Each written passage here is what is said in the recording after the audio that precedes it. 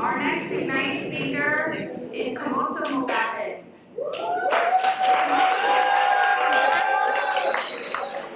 She is from South Africa, and her specialty is in wellness for women.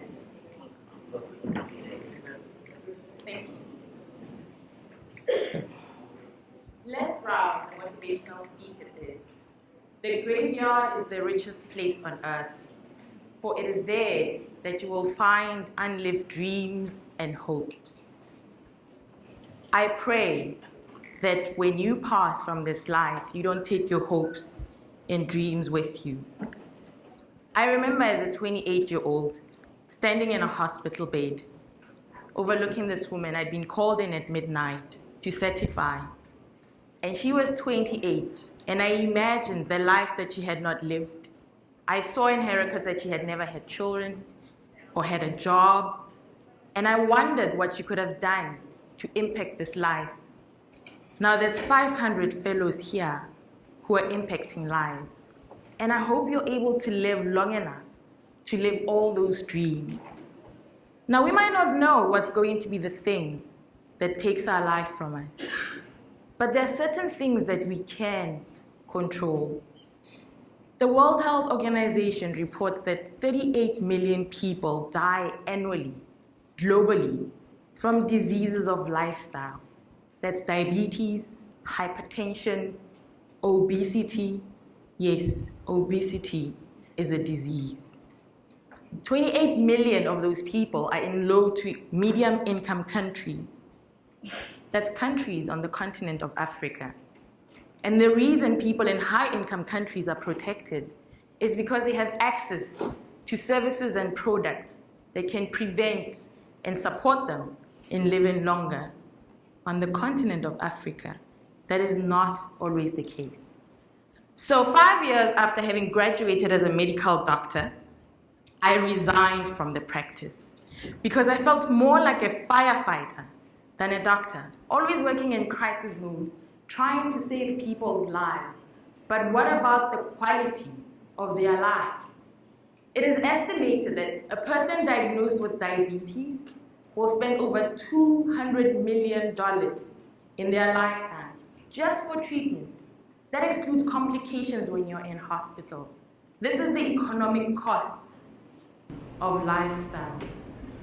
In South Africa alone, 90% of all cancers are caused by environmental factors and lifestyle factors.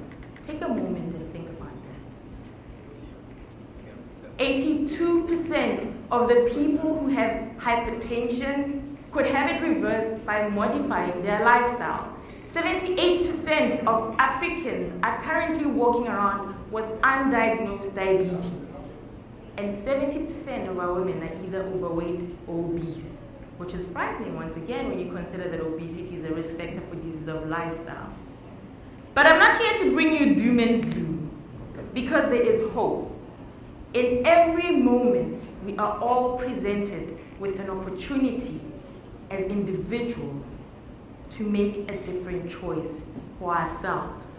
Because if we say yes to ourselves, and therefore we can be able to provide to the world more opportunities as young global leaders.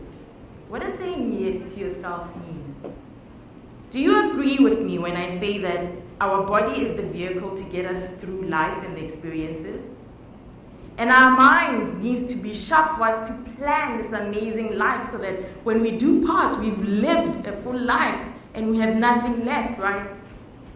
But what do we put into our body as individuals to make sure that our bodies keep us sustained to be able to live the life of our dreams, that our minds are sharp enough to be able to plan and strategize and have businesses that thrive, because you are the engine that drives that business.